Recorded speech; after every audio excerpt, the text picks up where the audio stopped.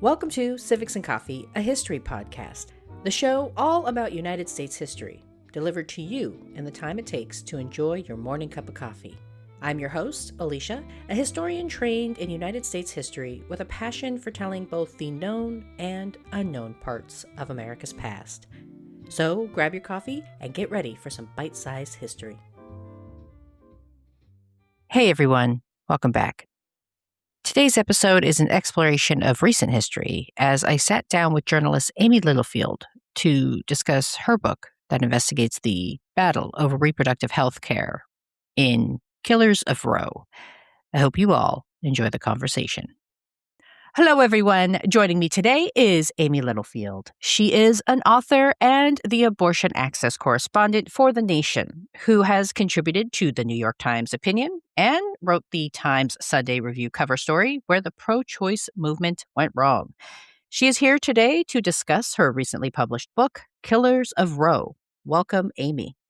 Thank you so much for having me. It's such a pleasure. Thank you so much for coming on. Let's dive right on in. What prompted you to dive into this story and do this research? So I had been covering the incremental death of abortion rights in this country for about a decade when it became clear that the Supreme Court was going to deal the final blow and overturn Roe v. Wade itself in 2022. And so I had been watching state legislatures across the South and Midwest pass 72-hour waiting periods, mandatory counseling script, laws that said clinics had to have hallways that were a certain width and doorknobs that were a certain style. And over time, these laws closed down abortion clinics and they made it harder and harder for people, especially in rural areas and people who didn't have money to get the abortion they needed. That was the story I knew before 2022. And it was really hard to sound the alarm about that because it was sort of a slow emergency, right, that had been happening for 50 years, step by step, incremental cut by incremental cut. When it became clear that this 50-year project by the anti-abortion movement was finally going to reach its completion, that, the Supreme Court, which had been stacked with justices put there for the specific purpose of eviscerating abortion rights, was going to do what it had been, set up to do, I really wanted to dive into this world on a much deeper level. I had some questions beyond the daily news reporting that I'd been doing, like, who were the people I haven't heard of who are responsible for the death of abortion rights? What motivated them? I had always sort of been taught to think like that anti-abortion organizers were motivated by misogyny, by hatred of women, desire to control their bodies. I wanted to know if there was more to it than that, who these people were. And I wanted to dig into the history, the key moments in the 1970s and 80s that I didn't know about. And I wanted to answer another question that I had, because the first thought that came to my mind when Ruth Bader Ginsburg died and it became clear to me that the Supreme Court was going to have an anti-abortion majority that was going to overturn Roe v. Wade at last, I thought, people are going to die. People are going to die. And because I had covered Catholic hospitals where abortion is restricted, even in states where abortion is legal because of religious policies, hospitals that make up 1 in 6 acute care beds nationwide and operate under religious restrictions, they operate like states where abortion is banned, actually. And so I had been covering cases where women who were suffering miscarriages had gone into Catholic hospitals and had their care delayed very dangerously in some cases. So I knew that that was likely to be the place where people were going to die because now we have the abortion pill. I knew people were going to be dying probably in hospitals and emergency rooms. And so thinking about that got me interested in going back through history and looking at the women who have died in the 1970s, the 1980s, as a result of abortion bans, and answering the question of why those deaths have not been enough to stop these policies, why the incremental death of abortion rights has continued on, and why it continues to this day. Because, in fact, we know from ProPublica's reporting, people are dying, women are dying. And still, we have 13 states that ban abortion outright, 4 more that ban it at about 6 weeks. And this is the new reality that we are living in. Yeah.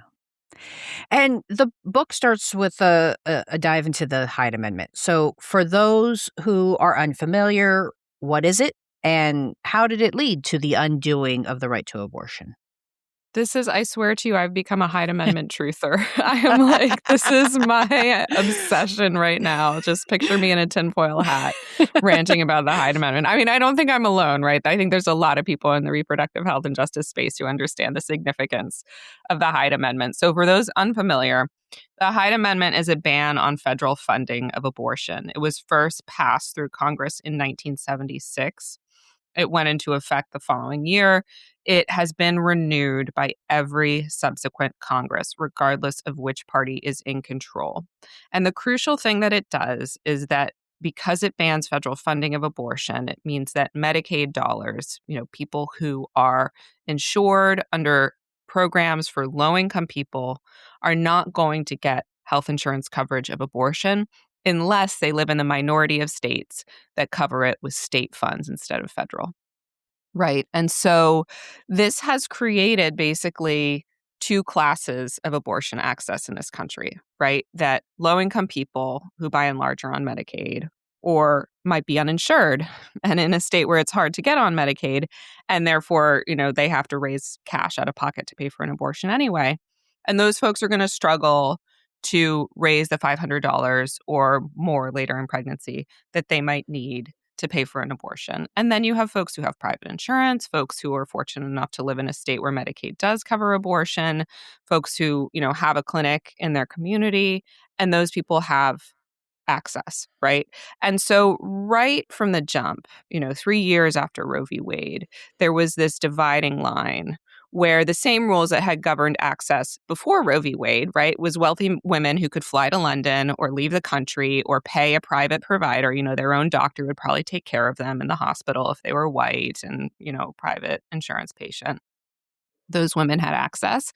And those same rules were, put back into place by official policy, right? The same sort of de facto situation we had before Roe, where women who were Latina or Black, who were on public insurance, who, didn't have the personal connections or the wealth, they died, right? They self-induced abortions or they went to unsafe back alley providers and they got very sick and they died in large numbers. And so this became a matter of federal policy in 1976. And this was like my smoking gun, right? I became obsessed with tracking down the folks who were responsible for the Hyde Amendment, with figuring out whose idea this was, what motivated it. Was it just political opportunism or was there something more to it than that? And then tracing the impact of the Hyde Amendment, right, which has shaped the lives of, the estimates are about 1 million people who would have otherwise had an abortion have given birth instead because of the Hyde Amendment, right, which is an astounding number of people whose lives have been shaped by this one public policy. And so I found some surprising things when I started to dig into the strange characters responsible for this policy. It was named for Congressman Henry Hyde, notorious conservative figure, but it turned out it was not his idea at all. Yeah.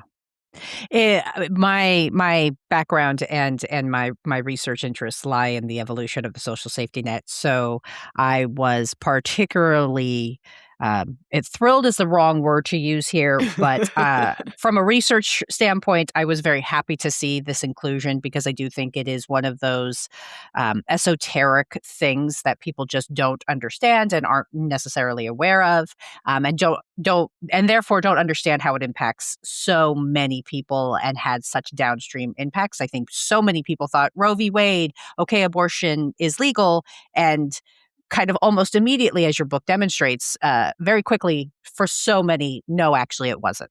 And so I thought it was a very good chapter. So thank you for saying that. I'm so glad you are in the wonky weeds as well with this stuff. I mean, it's hard to understand and it takes time to unpack. And therefore, there isn't a lot of public understanding of a lot of these safety net programs and services, right?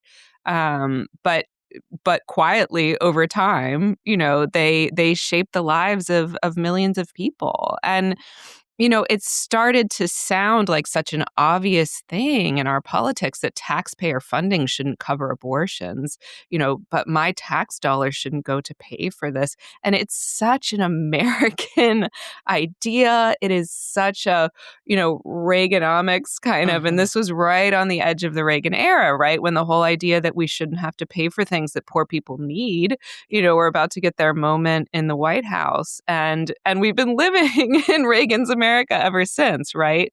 Living with that idea that quote unquote taxpayer funds shouldn't go to the things that poor people need. And of course, that same logic can be used to take away autonomy for low income people of color who want to have families, right? Yep. Because the argument is, well, those kids are going to end up on welfare and my taxpayer dollars shouldn't go to pay for those kids. And so you see this same logic being used in US history to discourage or forcibly sterilize people who are seen as, their children are seen as undesirable because our taxpayer funds are going to have to pay for their healthcare services or their food or, this is the logic of white Christian men being in control of property and dollars. And I don't have to explain this to you. It sounds like this is the root of both anti-welfare sentiment and also misogyny and racism. Like when those three things come together, we get the Hyde Amendment and we Yes. get, Reagan's America where unfortunately we all live today. Yes. Well, and as you mentioned, the Hyde Amendment is named after the gentleman whose idea it wasn't even his brainchild. So you introduce a lot of characters in this book, one of whom is a gentleman named Paul Herring. So who was he, and what was his role in the anti-abortion movement? So I spent more time with Paul than I think anyone else that I interviewed for this book, which is kind of wild because he's probably the least famous person that I interviewed, right? He's someone nobody has heard of. He was an early leader of a group called Americans United for Life, which is now one of the most influential anti-abortion groups in the country. It writes a lot of model legislation that gets introduced at the state level. Back then, he did the job for free as a volunteer, and his day job was working at the IRS as an attorney, which he did for his entire career. He is a devout Catholic. He was raised by a mom who took him to church twice a week. Raised to really believe in the teachings of the Catholic Church. And he went to law school and then very quickly began using his law degree to act out the teachings of his church by waging these creative long shot lawsuits to try to stop abortion. And what was fascinating, a historian I talked to named Sean Kelly had found this incredible document, this memo in the archives of the Catholic bishops that documented a meeting between the representatives of the Catholic Church and Paul Herring, who was trying to pitch them on this wild idea that there should be an amendment to the appropriations bill that would restrict federal funding of abortion. And the bishops, the notes are like, this idea isn't going to work. The political strategists think it's going to fail. It's not going to work. And then we're going to have to chalk up one more loss. And our real goal is to get to a constitutional amendment banning all abortions. And this is not going to get us there. And so they dismiss this idea, right? And, I was reading this document thinking, oh my gosh, if only they had been right about that. Because 2 years later, of course, the Catholic Church is all in on this policy. It's been introduced under the popular, jovial 6'3" Congressman Henry Hyde's name.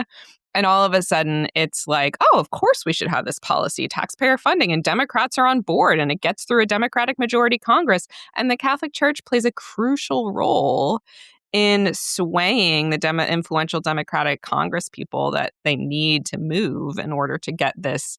And I mean, there's some amazing stories that I tell in the book about how they did that, right? Flooding, the congressmen with letters written by, Catholic leaders in the district and so forth. And so Paul was sort of one of these hidden figures, one of these people behind the scenes, right? And since, the book takes on this tone of a real life whodunit, he's this sort of quiet suspect that you don't notice until the end. And then it's like, oh my gosh, with, 50 years of retrospect, it turns out quiet figures like him, who no one's heard of, often play a pivotal role in history, which can be an encouraging thing when you think about how there's, folks who meet that description on the right side of history as well. Well, and another gentleman that we're introduced to in the book is Bob Bowman. And so, how does he play into the story of anti abortion history? Yeah, he was another person who I was fascinated to find, right? And he wrote a memoir. He is a former congressman from Maryland, grew up, he was adopted, grew up, had a kind of lonely childhood. His beloved stepmother passed away. He was sent off to military academy, and he was closeted and gay. And so he develops an interest in politics through an obsession at a young age in Abraham Lincoln, and goes off to congressional page school where he learns all these intricate and wonky details about congressional procedure. And then when he gets elected to Congress as a representative from Maryland, he's able to use that knowledge to really stall things in Congress and get under people's skin and bring these minute procedural points. And so he drives everyone nuts and nobody likes him. And he admitted this, right? He's like, he knew it, especially the Democrats were going to reflexively vote against anything that had his name on it. And he was among one of the most conservative members of Congress. In the evenings, he's cruising the streets of Washington, D.C. in a car, or Lincoln Continental with congressional plates, picking up men and paying them for sex. And eventually that would lead to his downfall. The FBI notices that this is going on. It's not great for someone in a position of power to be doing something that could get them blackmailed, for example. And so his political career ends in scandal right on the eve of Reagan's election in 1980. But the crucial and this is why no one's heard of Bob Bauman, right? Unless you've read my book. However, except that he wrote this memoir, which is amazing. He wrote this memoir because after his period of disgrace, he needed money. And so he says in the beginning of the book, I didn't want to write this book. I wrote this book because I needed money. I guess this is back when books made money. So that's what he was doing. And so I had all this fascinating detail about his life from the book. And then I was actually able to speak with him. Now, why do we care about Bob Bauman in the context of this history? He's the one who put Henry Hyde up to the task of introducing the Hyde Amendment. So he attempted to introduce a version himself the year before, and it didn't go anywhere. Why? He thinks it's because he was unpopular. Again, Democrats who had the majority in Congress were like, oh, it's a Bauman thing. Everyone leave the room or thumbs down or, whatever. They just were not. And so he walked up to Henry Hyde one day and he was like, Henry, I think maybe you should do it. You're this kind of charming, you're like the new guy in town and you're charming. And even some of the Democrats like you, you're jovial. Henry was really tall and Bob was really short, which in Bob's mind, I think was like a significant thing. Henry Hyde was this like bear of a man. He was like, and so he had this commanding presence, I guess. And people listened to him. And so that was the final step. And Henry Hyde introduced it with his name on it. It was this sort of backdoor measure, right? It was a rider on an appropriations bill. It wasn't like they said, okay, we're going to introduce this bill to ban abortion funding. It was a sort of wonky procedural thing. And it passed. And it became very quickly seen as this compromise, as this middle ground on abortion that Democrats supported, that anybody who was sort of in the center of American politics could get behind the idea that our taxpayer dollars shouldn't have to go to abortion, even if, they could still call themselves pro-choice. Folks like Joe Biden supported the Hyde Amendment for many years, right? Until politically, the reproductive justice wing of the pro-choice movement got strong enough to say, like, you can't do this and try to convince us you're pro-choice, right? Your right to an abortion should not depend on how much money you have, and by supporting this policy, that's what you're saying. So, so some of these fascinating figures were involved, and what was fascinating when I talked about Bauman, he told me, like, I didn't think this was going to last for this long.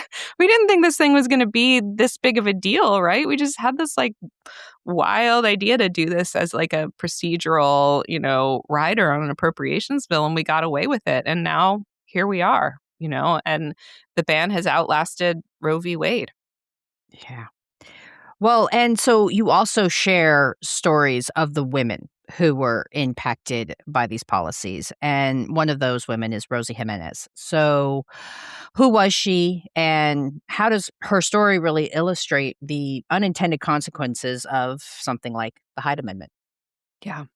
So Rosie Jimenez was a 27-year-old Mexican-American woman. She lived in McAllen, Texas, near the Mexican border. She was the child of migrant farm workers, and she was studying to be a teacher, putting herself through school, cleaning houses on the weekend along with her friend. And she got pregnant and needed to end the pregnancy. And she had had two previous abortions before that were covered under Texas Medicaid, meaning she could get them paid for by her insurance. But unfortunately for her, in October or September of 1977, when she needed her abortion, the Hyde Amendment had taken effect. Texas had cut off Medicaid coverage of abortion, and so that Medicaid card was not going to do her any good. And so instead, she went to an unsafe provider. She went to a lay midwife who inserted a piece of rubber tube in her cervix under unsanitary conditions. She contracted a horrific infection and died in agony 8 days later in a hospital while doctors were hounding her to talk about the abortion. Um, Left behind a 4-year-old daughter. Um, and in the book, I write about the first death of Rosie Jimenez, which never should have happened, right? It was a death by public policy. And then I write about the second death of Rosie Jimenez, which is the death that happened when the abortion rights groups, the Democrats, the folks who were calling themselves pro-choice and should have been charged with repealing this policy that had killed a woman, moved on. And some of that was by necessity. It was complicated, right? In 1980, a man comes in who's, dubbed the first pro-life president, and all of a sudden, the anti-abortion movement has their guy in the White House, and there's a lot, right? There were a lot of tough decisions that had to be made by the pro-choice movement, all of which I untangle in the book. But I think Rosie is really emblematic of so much, and understanding her story, understanding how she died, and then also why it didn't matter in the grand scheme of American politics.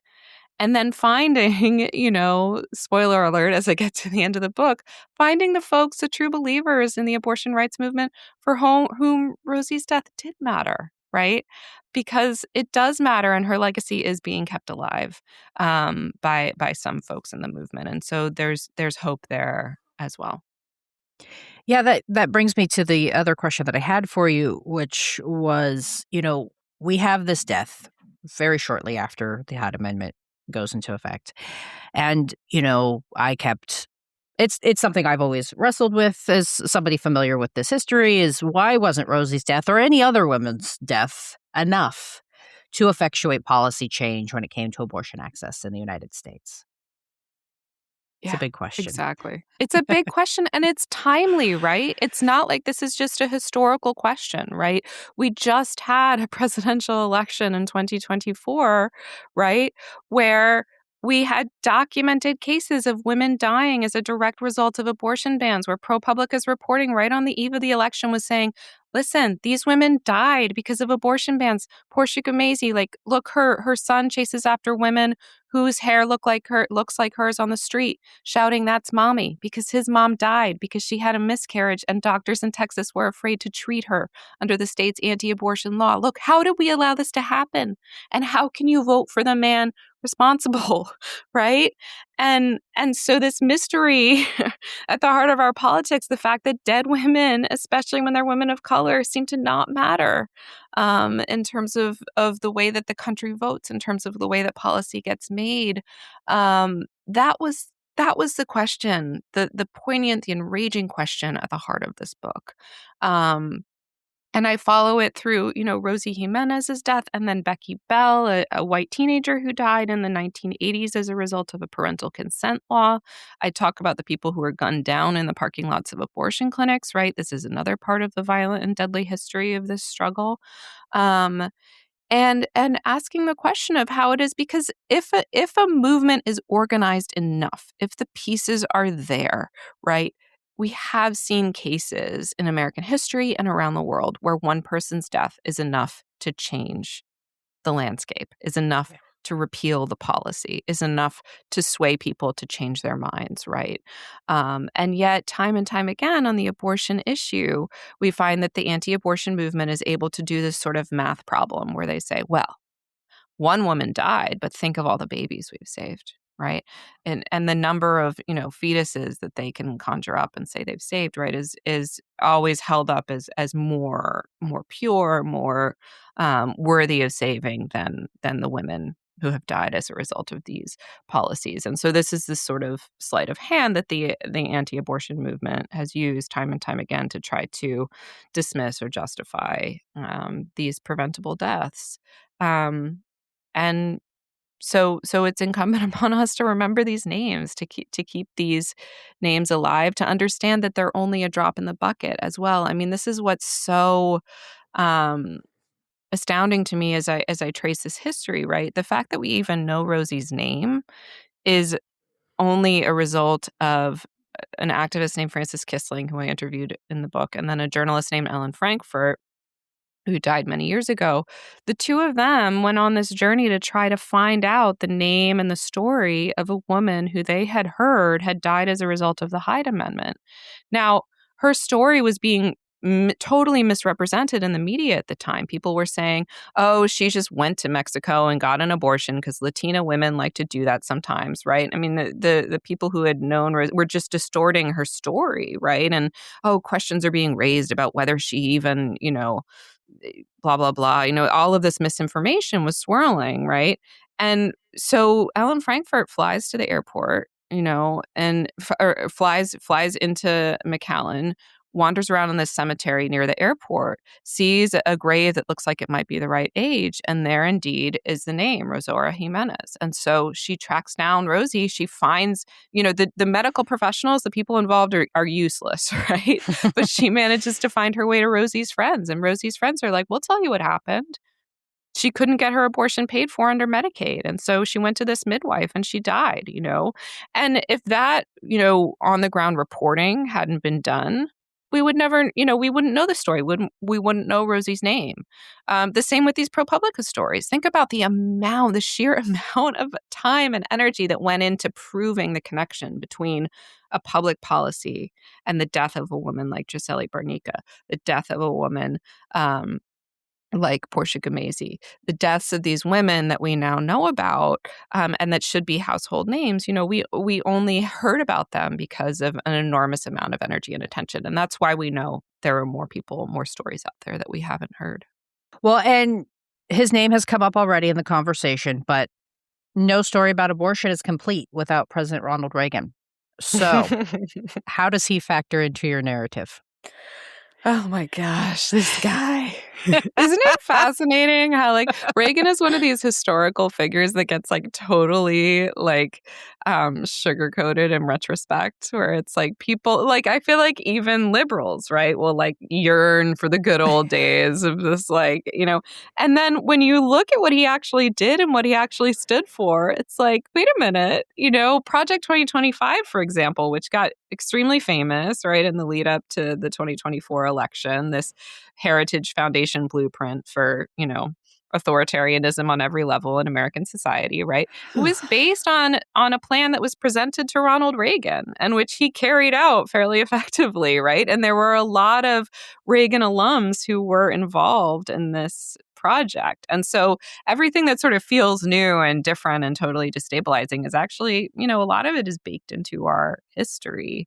And so Ronald Reagan, what's interesting about him, of course, is he starts out as governor of California, signing a law that liberalizes the state's abortion restrictions. Now, it's far from perfect, right? But it was seen as sort of a pro-choice law at the time. And, he would later come to regret it.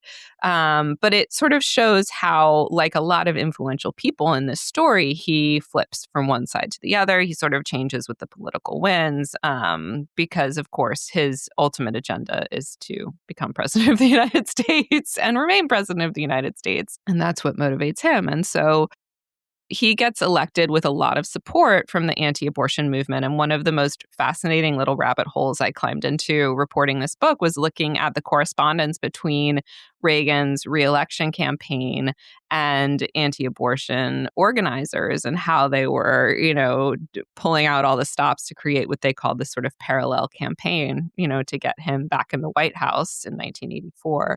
And he gets, what's interesting is that historically now we think of him as the first pro-life president, right? He comes into power. One of the first things he does is sign legislation that removes the rape and incest exceptions that had been added to the Hyde Amendment in previous years. He passes the global gag rule, which is another policy we take for granted, right? That prevents organizations abroad that receive U.S. funds from so much as referring to abortion providers, right? I mean, that along with the Helms Amendment, another global anti-abortion policy, result in thousands of preventable deaths abroad, that we have not even talked about. But the most influential thing Reagan does is to talk with conviction about anti-abortion politics from the presidential pulpit, right?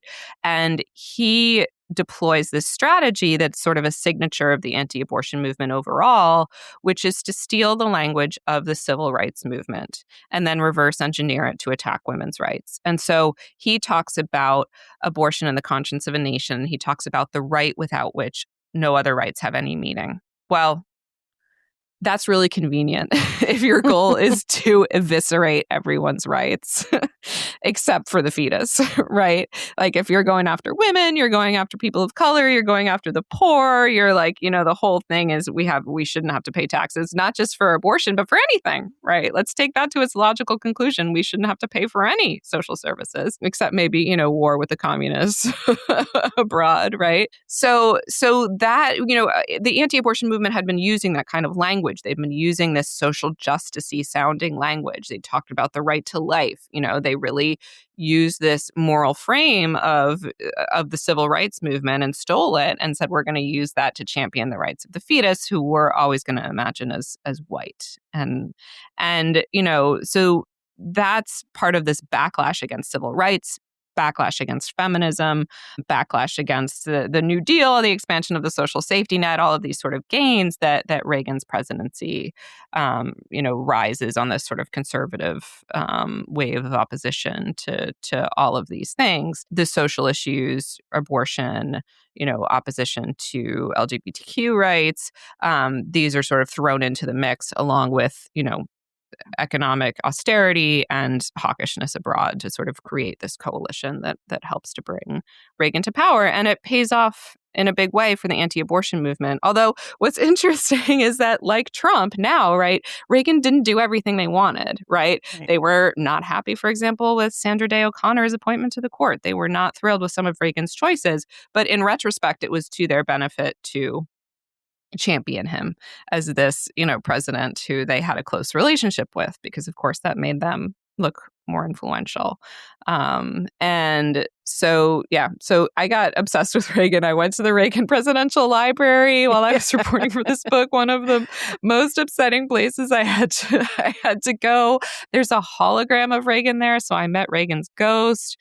Oof! And then I had some really surprising encounters with women that I met at the Reagan Museum that I think, have some relevance to our politics today as well. Yeah, those were some very interesting vignettes that you included in the book. So definitely a highlight for readers when they pick it up. Oh, I'm glad you thought so. Yeah, I'm glad I went, even though it was a lot to handle. There's a lot of statuary and imagery of Reagan and a lot of people who really love him there in that building. Well, and shifting gears a little bit, I'm wondering, can you talk about the quote unquote rescue movement and its influence and impact on abortion access? Yeah. So, I mean, the rescue movement grew in part out of frustration with Republicans like Reagan and then, of course, George H.W. Bush, who were seen as not doing enough on abortion. It was the radical militant wing of the anti-abortion movement Interestingly, like a lot of things, it started out with people who are not famous today, some of them women, who were leading these sort of civil rights style, well, again, another, notch in this pattern, right? Stealing the tactics of the civil rights movement. They were doing these sit-ins. They were even rewriting civil rights anthems like "We Shall Overcome" to give them anti-abortion lyrics. And then they would go sit in an abortion clinic and sing these anthems, and they would get arrested. They would go dead weight. They would be carted off to jail, right? I mean, so there's this like imagery of these white people mostly, co-opting these tactics of the civil rights movement and the sort of imagery we see in Selma, Alabama, minus the militant police response, right, happening in the lobbies of abortion clinics, right? Pretty hard to stomach, but that's what it was. And then into that fray comes this man named Randall Terry, who's a used car salesman who has a conversion, to devout Christianity as a young person. He is very charismatic, this fiery speaker. He starts riling up evangelicals to get out into the streets, and he forms a group called Operation Rescue. He does so because he believes that God himself has, selected him as the person who is going to do this, and he has a vision of himself leading people into abortion clinics to shut them down. My favorite part about Randall Terry's vision of himself as this leader is that it included him on the Phil Donahue show. And then it's like, I mean, he manifested it and made it happen. Like, he was on the Phil Donahue show. He was on all the nightly news shows, when Operation Rescue was at its heyday. But what they did is blockade abortion clinics. So they would go into the clinic parking lots. Some people might have seen this footage, but it's amazing. I mean, hundreds of people laying down in clinic parking lots, chaining themselves to the doors. Often they would try to get into the clinic and destroy equipment, right? And so this really militant, and it was widespread, and there were thousands of arrests, and it was this huge, movement that really made it quite frightening to get an abortion or to work in abortion care. Now, it really gets sort of shut down with the passage of the FACE Act in 1994, which comes about after, the most extreme sort of adherence to the logic of rescue, which is abortion is murder, act like it's murder, right? That's Randall Terry's rallying cry. Some people, who were extremists took this to its logical conclusion and killed abortion providers and killed clinic escorts and killed people, in waiting for friends who are getting abortions, right? This is part of the deadly legacy of the anti-abortion movement. This is something we need to keep in mind today because, of course, President Trump has basically said he's not going to enforce the FACE Act except in extreme circumstances. He's pardoned a whole bunch of people who had gone to prison under the FACE Act. And so this is another part of history that we need to understand because it's coming back into our politics today. So I did spend a few hours with Randall Terry in a very sweaty tour bus in Washington, D.C. And I did that for you. So buy this book and read it. No, it's very insightful. And kudos to you because you spent many hours, I can tell, with a lot of individuals with whom you vehemently disagree with, and you were able to pull back the layers and get to the heart of the matter. And so I think people get a new perspective and a new understanding of what motivates these individuals. And I think it contributes to the overall understanding and historical impact of who these people are, what motivated them. So, I thank you for doing the work. Thank you for recognizing that. I sometimes have to give myself a little pep talk before these interviews where I'm like, this is your job. This is like the one thing you're good at, right? You can talk to these people and listen to them, and then you can write about it. And so, like, some people have way harder jobs than you. Like, suck it up, get on the tour bus. Like, you can sit with Randall Terry for a couple hours while his breath smells like stale coffee and, his running mate is sexually harassing you. Like, you can handle it. Oh, jeez. So I did. But, buy the book, make it worth it. Yes, indeed.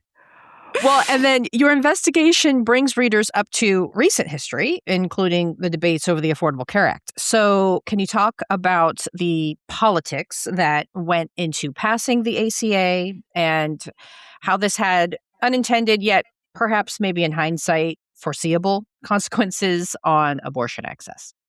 Yeah. Thank you for asking about that. I mean, this is one of these, I feel like it just happened yesterday. Somehow it was actually like kind of a long time ago. I know. I feel the same way. Almost 20 years since Obama was elected, but Yep. so we'll breeze past that as quickly as we can. But so the Affordable Care Act, right? Of course, Obama's signature healthcare reform law, something that is his priority when he comes into office. Right away, Obama starts to sort of disappoint the pro-choice movement because he has promised to enshrine Roe into law as one of the first things he would do as president, and then when he gets into office, it's like not a priority anymore. His priority is healthcare reform, right? And so it became clear pretty quickly that the Affordable Care Act was not going to attempt to repeal the Hyde Amendment, right? That at the very least, it was going to leave the status quo when it came to Medicaid coverage of abortion, which was very disappointing for reproductive justice groups, for abortion funds that were raising the millions of dollars it takes to pay for people's abortions, to crowdfund, basically, because the federal government has defaulted on that responsibility. And then what happened is that even that surrender, right, was not enough to keep abortion from basically being scapegoated throughout the whole process of passing the Affordable Care Act, right? And there's all this sort of fascination with exactly which tax dollars are going to go where, and this whole idea that our taxpayer dollars should not fund abortion, right, which has been this perceived as this compromise, this middle ground position, comes back to bite everybody because all of a sudden it's like, well, but if people can buy private plans on the Obamacare exchanges and, they're getting taxpayer subsidies, then aren't our taxpayer dollars funding abortion, right? And so what ends up happening is there's, a Democrat named Bart Stupak who's anti-abortion. He introduces this amendment that would effectively introduce new restrictions on private insurance, policies under these exchanges. The pro-choice movement's up in arms. And we really start to see divisions here within the abortion rights movement in terms of what is a perennial question, I think, for defenders of abortion rights. And that is, do you try to ensure everybody's access at once? Or do you only protect some people's access because that's what seems politically possible? And, I document a few different times when that happens in the book, including in the 1990s under President Clinton, which is another sort of opportunity to, quote unquote, codify Roe into law and why it doesn't happen. But so what ends up happening is that the Affordable Care Act is seen as really a step backwards in some ways on abortion because of the compromises that end up being made in order to get the whole package through. Now, of course, it extends health insurance coverage to millions. It saves lives. It ensures no-cost birth control with a lot of, fighting after the fact. It's a hugely influential and important public policy. But for the pro-choice movement in particular, it was a really bruising fight because abortion got scapegoated along the way. And there weren't gains specifically for abortion access. In fact, it allowed states to go ahead and ban abortion coverage outright, which many states went in their private insurance exchanges, which many of them did. And so in the wake of the Affordable Care Act's passage, something interesting starts to happen, which is that abortion rights groups, especially organizations led by Black women who have always been sounding the alarm about the Hyde Amendment, and then abortion funds, which are groups that raise money to pay for the abortions that the Hyde Amendment won't cover, they start to get together and to say, you know what? There was no point in compromising or trying not to fight the Hyde Amendment here because look what's happened. And we want to, make this large scale push to repeal this legislation.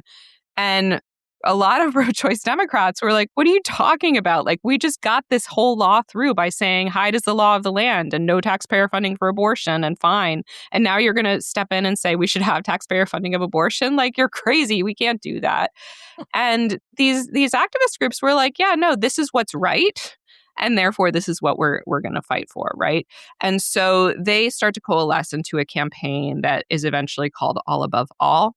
It's a campaign to repeal the Hyde Amendment.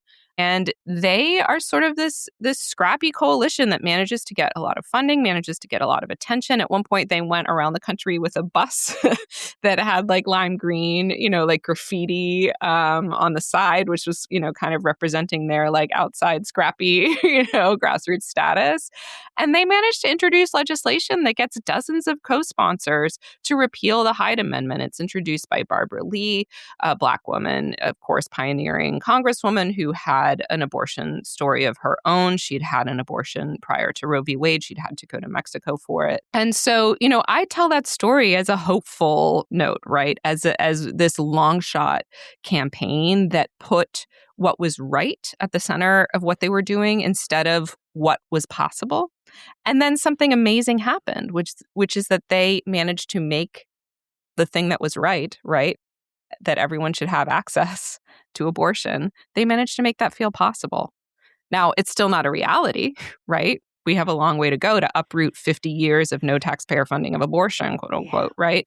But they made it feel possible. They changed the conversation. They swayed Joe Biden, right?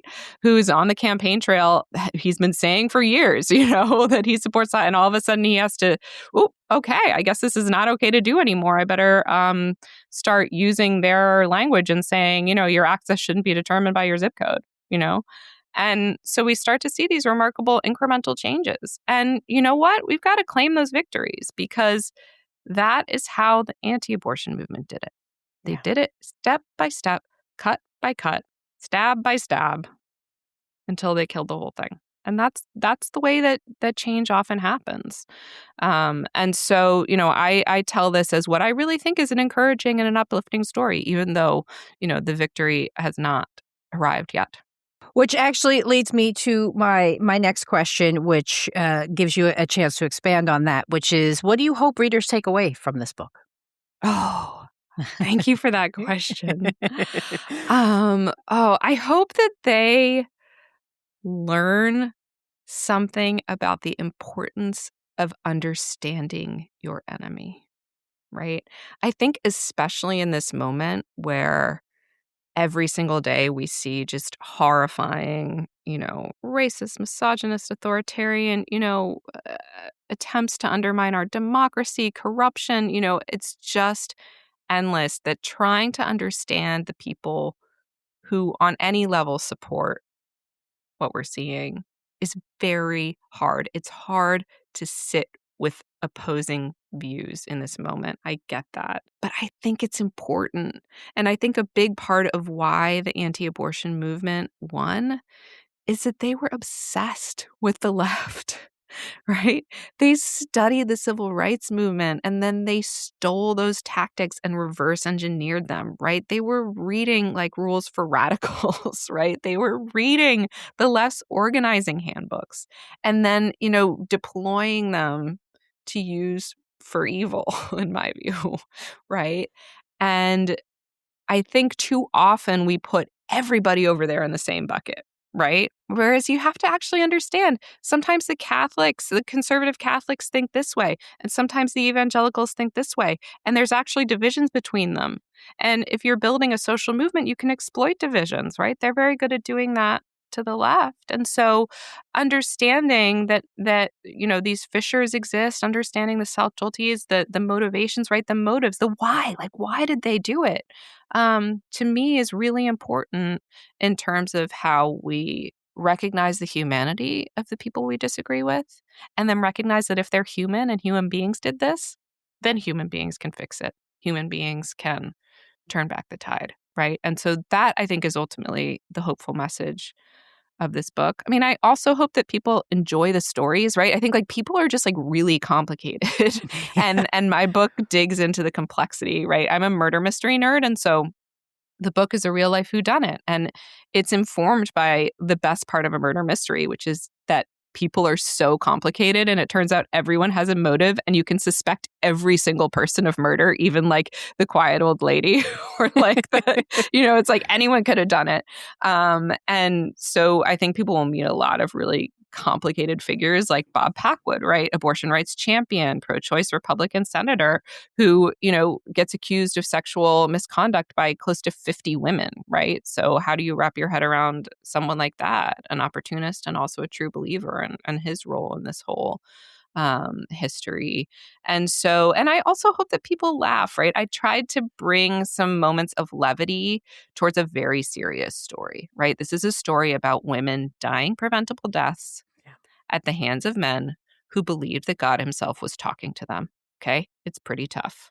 Right. It's not easy to confront. But I did try to bring some humor into it. I tried to make it very readable. My favorite reviews that I've gotten call it a page turner, call it something that's fun to read. And people are like, okay, yeah, like I don't know if I could stomach another history book, but like this one was readable. And so I hope that it's a lot of times people say to me, they're like, oh, I don't want to say the book was fun, but like it was kind of fun because it is a serious subject matter. And yet, there are some pretty amazing stories that are surprising and that I think are kind of fun and also important to hear.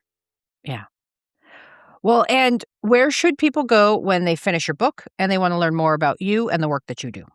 Yeah, so you can find me on Instagram at Little Amy Field. I'm also on Blue Sky with my full name, Amy Littlefield. AmyLittlefield.com is my website. And yeah, I hope they'll reach out and engage with me. And I'm going to be doing some fun events coming up with abortion funds for the anniversary of the Hyde Amendment, which is going to mark its 50th anniversary in September. And so, yeah, I hope people will reach out and engage with the book and let me know what you think. And before I let you go, is there anything that we haven't discussed yet that you want to make sure future readers know? I think you've been super comprehensive with your questions. I really, really appreciate it. Um, I guess the one thing that I want to mention is about our current moment, right? We're in this moment now where abortion is sort of back before the Supreme Court. But I want to recognize that the abortion rights movement has learned a lot since the Dobbs decision in 2022. And one of the pieces of history I tell is about how unprepared the abortion rights movement was for the courts, which had been their primary, firewall to keep Roe v. Wade in place for so many years. When that finally failed, I think the abortion rights movement really wasn't prepared. I think it had been led for many years by lawyers. The strategy was, the anti-abortion laws come through state legislatures and then we fight them in court. And sometimes we win, sometimes we lose. But like Roe v. Wade stands. And that had been the case until it wasn't. And I think there was a lack of preparedness there for the courts to fail. And that's, maybe one of the major downfalls of having a white-led movement where people trust trust the system a little too much. I think that's changed, right? I think in the wake of that, and we saw this, recently we had a temporary situation where mifepristone, because of a federal court ruling, mifepristone was not supposed to be mailed, right? And what we saw is pretty quickly telehealth abortion providers pivoted to providing a different regimen for abortion medication. And they seem more prepared to deal with a situation where there's an adverse ruling from the courts, or, we could also see this down the line from the Trump administration. And there is a really stunning statistic that I try to mention every single time I can, which is that the number of abortions has gone up since the Dobbs decision. It's gone up. And that's happened because of brave abortion providers in blue states who are protected by these innovative shield laws and that have been passed. This is part of the abortion rights movement adapting to a scenario where the courts are not on your side. And so these clinicians are mailing, thousands and thousands of medication abortion pill kits into states where abortion is banned. And in some ways, even though we know that women are dying, even though we know that clinics are further away than ever for people who live in Republican-controlled states, oftentimes, in some ways, abortion access is more available, is more affordable, is more accessible if you can qualify for abortion pills by mail and you know where to look. which if you need to know where to look, it's plancpills.org, Abortion Finder, and I Need an A. And I think that's a huge hopeful note, right? Yeah. This is not the system that anyone would have imagined or designed from scratch, but I think there have been some successes, some innovations. And finally, I think the abortion rights movement is starting to learn from history and starting to learn from its own failures and confront them head on. And I think that's really important and really encouraging. Wonderful note to end on. So, for the listeners out there, if you want to know more about some of the individuals who influenced reproductive rights in the United States in a way that I would qualify as engaging yet thoughtful, consider grabbing yourself a copy of Killers of Roe. Thank you, Amy. Thank you so much. This has been so much fun. My thanks again to Amy for spending her time with me. Killers of Roe reads like the most frustrating detective novel, but Littlefield does a commendable job in reframing our understanding of how exactly reproductive health care became such a contentious issue. And it's a book I'd recommend for anyone interested in feminist or oral history. Thanks, peeps. I'll see you next time. Thanks for sitting down with me as I explored this chapter of American history. If you liked what you heard, be sure to subscribe and share with your friends. I look forward to our next cup of coffee together.